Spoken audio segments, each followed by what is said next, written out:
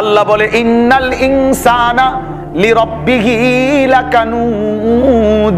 আল্লাহ বলে মানুষ তুমি তো তোমার রবের ব্যাপারে বড় অকৃতজ্ঞ। তোমার আচরণে তো মনে হচ্ছে তুমি রব ভুলে গেছো।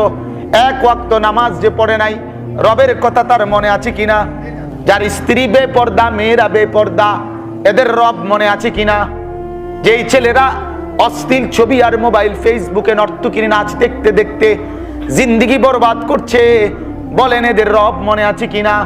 তাইলে সারাক্ষণ যে রবকে ভুলে যায়, কবরে মান রব্বুকা বললে সে চিনবে কেমনে? এখন কবরেও বলবে মান রব্বুকা, তোমার রব কে? তুমি বলবা চিনি না। তুমি বলবা চিনি না, আমি রব বলতে কাউকে জানি না, আমি চিনি মোবাইল। আল্লাহ বলে না না, তোমাকে না রুহের জগতে পাঠাইবার সময় বলছিলাম আমার রব মনে রাখতা, আজ ভুলে গেলা কেন?